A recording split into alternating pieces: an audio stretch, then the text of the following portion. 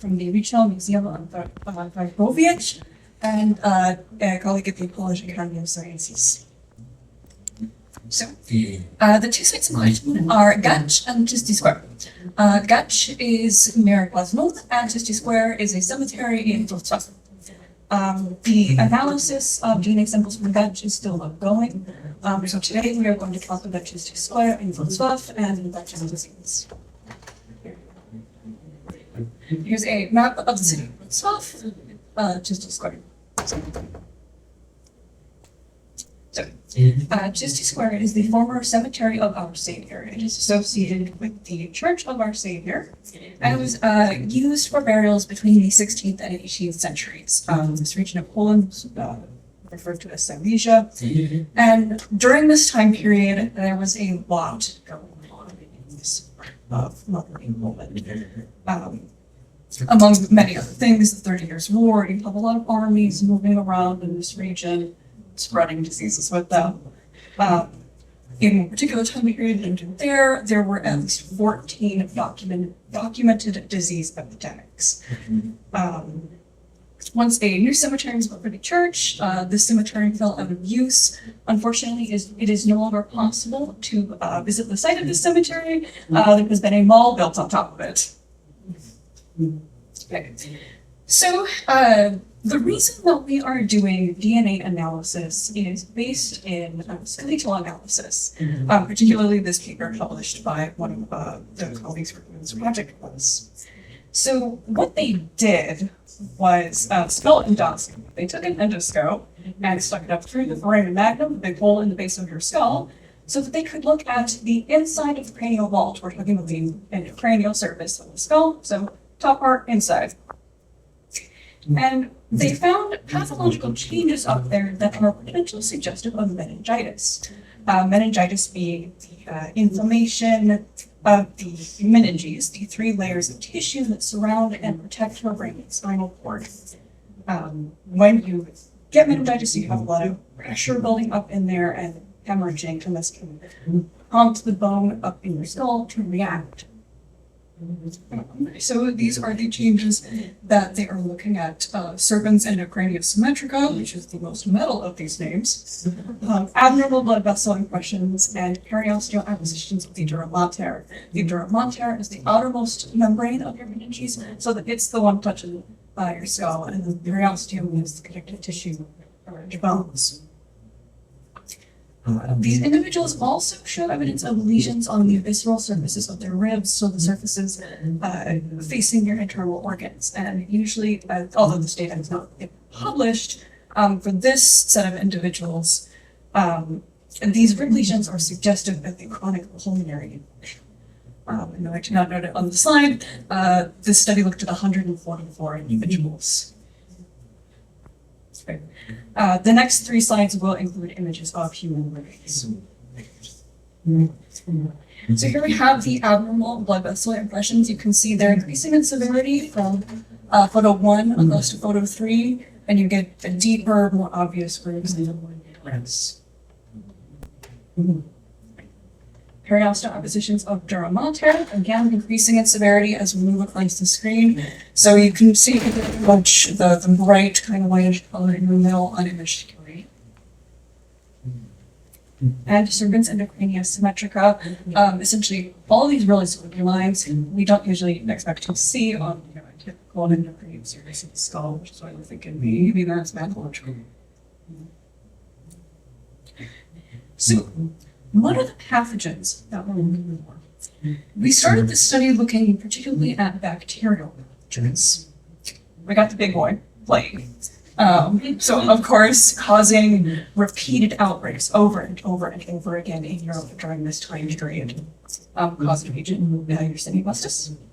The second big boy, tuberculosis, becoming much more widespread through this time period, caused by Mycobacterium tuberculosis. While it is rare, meningitis is a secondary clinical manifestation of both plague and tuberculosis. Of course, both diseases causing loads of epidemics during this time period. We also chose 4 of the most common causes of bacterial meningitis that can be caused by many nasty things.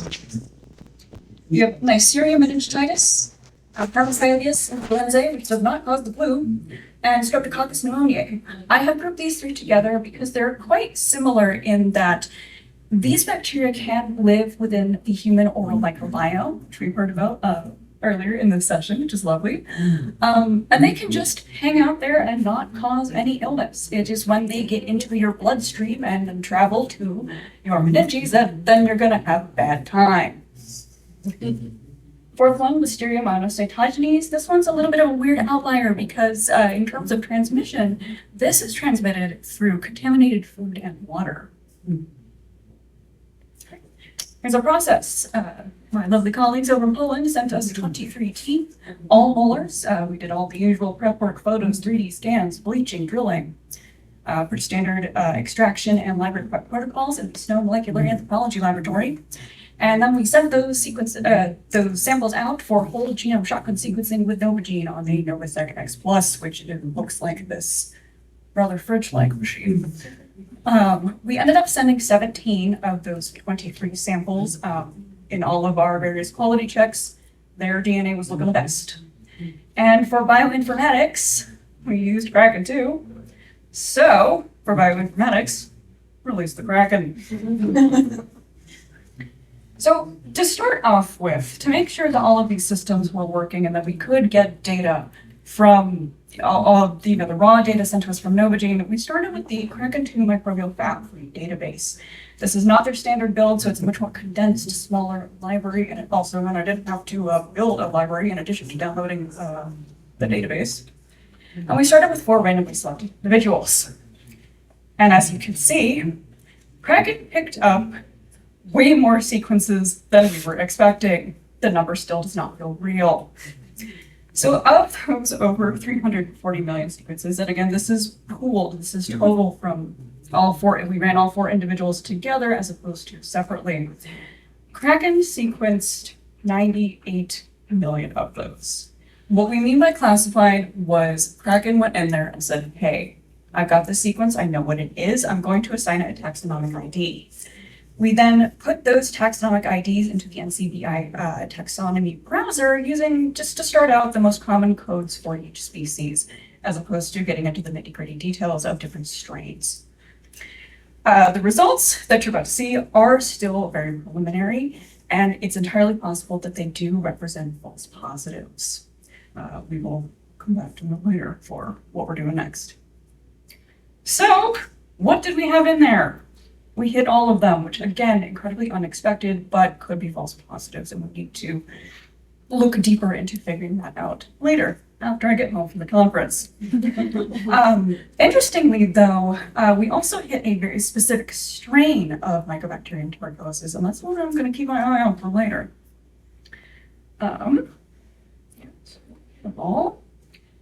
However, thinking in terms only of bacterial pathogens can be quite limiting. You could even say it's a trap. So, but we think back to all of the sequences that Kraken 2 classified, what was actually showing up most often? It wasn't a bacteria. It was a fungus. It was the taxonomy code it wasn't able to classify exactly which species of the fungus Aspergillus was in there, but there was a lot of it in there. Aspergillus is a fungus that can live in the soil, and that might explain why we saw just so much of it in these 4 individuals. But it is also the causative agent of a disease called aspergillosis.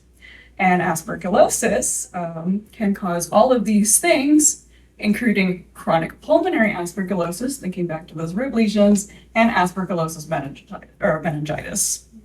So we're going to have to look into that a lot later. So given all of this, what is next? We're going to have to use a bigger database that is more sensitive. Kraken Unique is better for pathogens in general, but we also have the Kraken 2 standard build. We can also do some map damage work to look deeper at those fragments of DNA, make sure that they have the characteristic patterns of fragmentation and damage that we do see in each material. Also need to look into what's going on with Aspergillus in the archaeological record, how people found it. Are they using samples that are from teeth or bone or soil? We also have the data from Gacz to look forward to. Gacz is a vanished village in the greater Poland voivodeship. What we mean by vanished village is that eventually the population declined, no one lived there anymore, and we just lost the location of the village was lost to time and rediscovered several years ago. The C14 dates for Gacz were quite interesting because the archaeologists thought they were excavating a medieval cemetery. And then the radiocarbon dates back as 1650 to 1850, which is up to 300 years after the dissolution of the local church parish. So the question there is, why were people still being buried there when the church wasn't active? This opens the question of maybe it was used for epidemics. So in that case, we are going to look for, again, the big epidemic-causing pathogens that are appropriate for the time period. It'll be an interesting comparison between the two populations. The Gacz is rural, just as far as an urban environment. Are there differences in pathogen load or what types of pathogens we're going to find there? Based on the way that burials are clustered within the cemetery in Gacz, we're also looking to do some kinship analysis using ones of homozygosity. Excavations of Gacz are still ongoing through the Slavia project. And if you are interested in following some of this research further and possibly some field work, you can find me on YouTube at Consider Skeletons. References. And we need to thank all of these wonderful people who helped to make this possible. We could not have done this without these people. And thank you for watching.